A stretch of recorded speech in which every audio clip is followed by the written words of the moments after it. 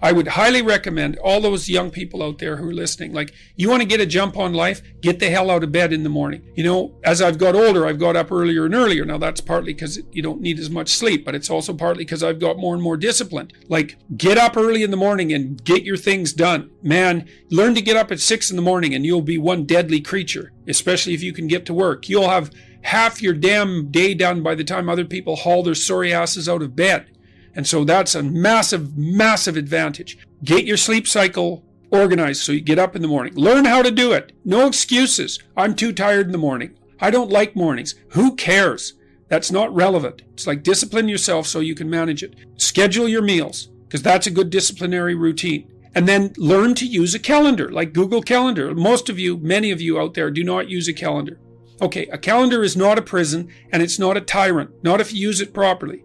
A calendar keeps anxiety at bay. It makes sure that you do what you need to do, which is important because otherwise you fall behind. But if you use it properly, it also helps you plan what you want to do. So I could say, well, lay out your damn calendar and design the days you would like to have. You can put in all sorts of things in there you want to do, and that would be good for you. And that's a really good way to start being more industrious. Make a plan. You need a plan for 3 years. You need a plan for the next year. You need a plan for the next 6 months. You need a plan for the next 3 months. You need a plan for the week. You need a plan for the day. You need a plan for the hour. All of that. I make lists constantly of what I have to do. And they're like daily, weekly, monthly, yearly. You need a vision of who you could be, what character you could have. 3 to 5 years out, you can't go much farther than that because life is too unpredictable. But you want to write the things down, because what are you going to do? You're going to stumble around and get what you need? And if you stumble around like you're blind, you're not going to get anywhere. And then you're going to suffer. And then you're going to be bitter. And then you're going to be cruel. That's hell. That's a bad outcome. So unless you want that, don't aim for it. Or aim for the opposite, because that's how you get out of it. Stop thinking that the world is different than you are. This is why I ask people to clean up their rooms. It's like, your room is you. It's you. And so you go in there and you clean up your room. You're cleaning you up too. The same way. You're developing discipline. You're putting yourself in order. You're developing a vision of the future. You're figuring out how to dress. You're figuring out how to take care of your things. You're interacting with the microcosmos that you have in front of you and learning how to balance chaos and order. There's no difference between you and what's around you. And that's a very difficult thing to understand. And so you want to act in a way that's good for you, but good for everything else at the same time. It's so important for you to have the discipline of consistency, the discipline of putting the units of time in, whether you're doing research and development, whether you're doing practice and operation, whether you're doing debriefing and assessment, whether you're doing implementation, whatever it is you're doing and building your dream. It's important to have the discipline to be consistent in that practice. That's important. Consistency is going to bring about results. It's going to give you great results, or it's going to give you great lessons. And either one you need. However, the area that I lacked in was the area of practicing self-care. So if I'm going to teach you and inspire you to do anything, I'm going to say, don't do it like I did it. Do it like I learned how to do it. Self-care is as important to your dream as getting on the treadmill of making sales calls, getting on the treadmill of being consistent on social media, getting on the treadmill of knowing your numbers and your projections, getting on the treadmills of mastering your craft. That the act of self-care is just as important. Because realize that what you're doing is not a sprint. You're not building something that's short term. You're building something that's a marathon. You're building a long haul. You want the work you do now to turn around and serve people in the next 20 years, whether you're still at it or not. So self-care is not optional, nor is self-care selfish. Self-care is your responsibility to your future. As you're disciplined enough to learn new techniques, implement new techniques, make sure that you're also disciplined in self-care. Now, let me be clear. Self-care does not mean balance. Balance is a myth and harmony is a must. What do I mean by that? You'll never rest for the same amount of time that you work. If you're a go-getter, if you're like me, if you're a gladiator, a change agent, a mover and shaker, then everything is not equal.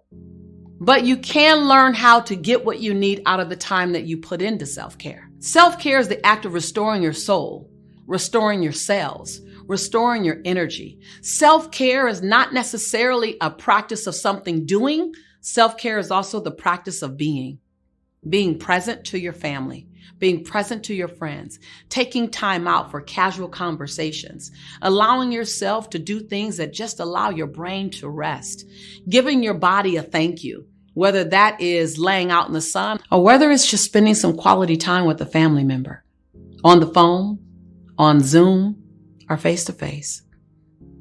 I want to implore you, as you're disciplined enough to give your dream a chance, be disciplined enough to practice self-care as well.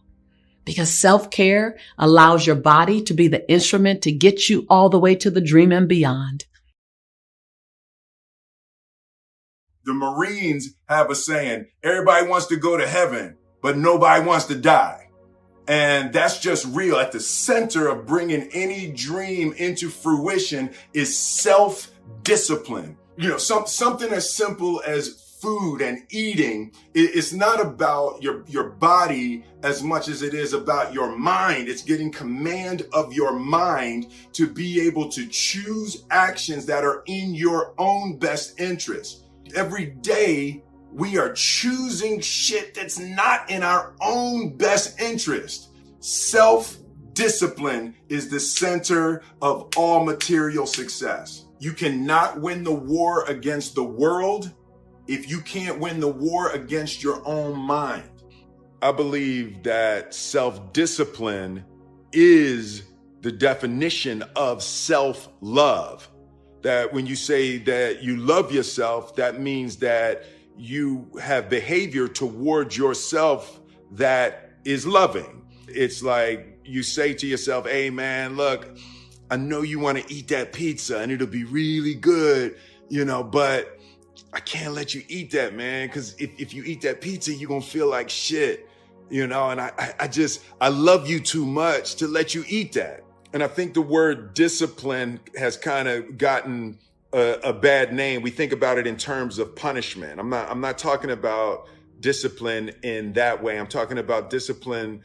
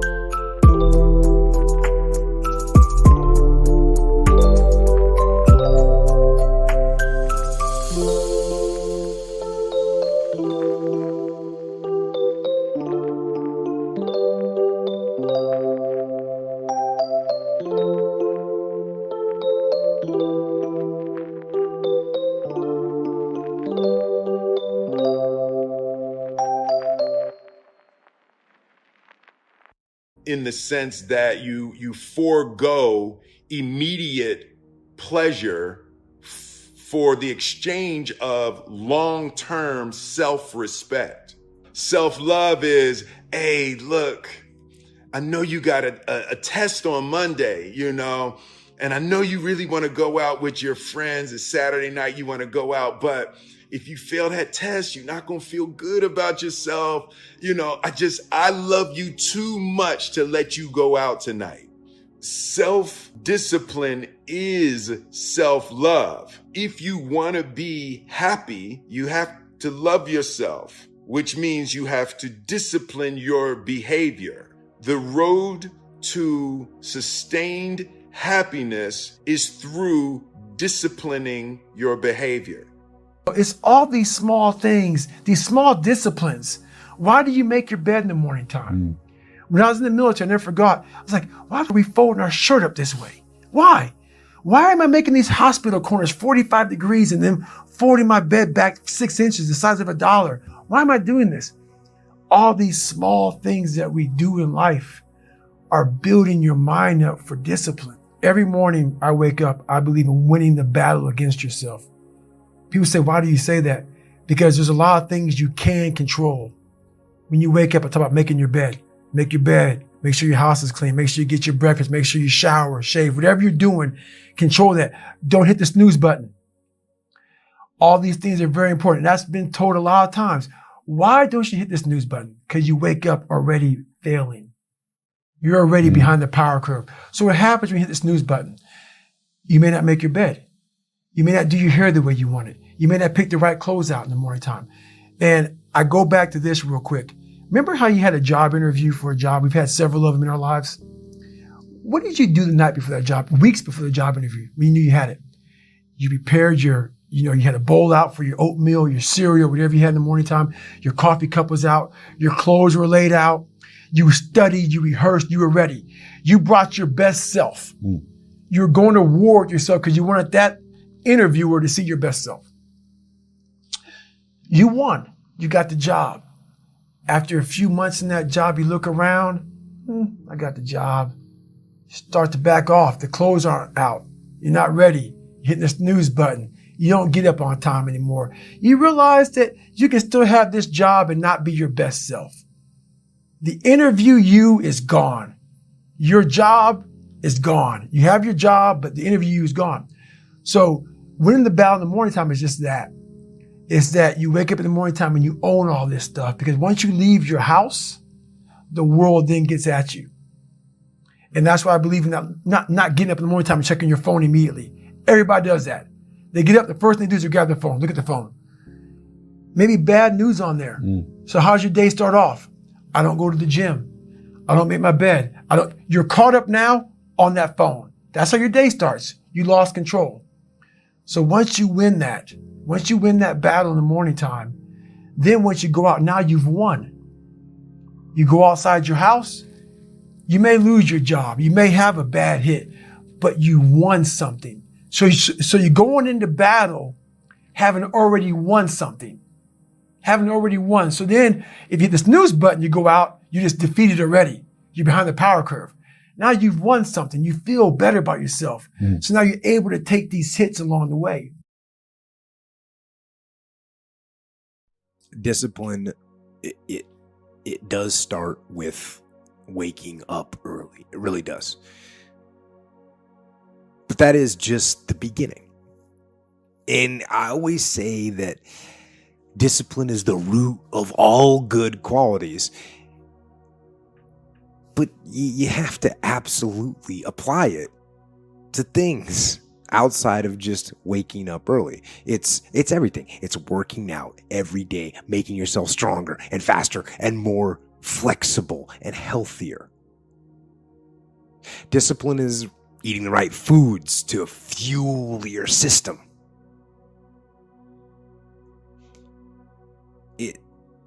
It's about disciplining your emotions so you can make good decisions. It's about having the discipline to control your ego so your ego doesn't get out of hand and control you. It's about treating people the way you would want to be treated. And doing the tasks that you don't necessarily want to do, but that you know will help you or help your team. It's about facing your fears. It takes discipline to face your fears so you can conquer them. And that's what discipline is. Discipline means taking the hard road, the uphill road, to do what's right for yourself and for other people. It's so often the easy path that calls to us to be weak for that moment, to break down for that moment, to give in to the desire and the short-term gratification. But the discipline will not allow that. The discipline calls for strength and fortitude and will. It won't accept weakness. It won't tolerate another breakdown. The discipline can seem like it's your worst enemy. But the reality is, discipline is your best friend. It will take care of you like nothing else can. And it'll put you on that path. The path to strength and health and intelligence and happiness. And most importantly, it'll put you on that path to freedom.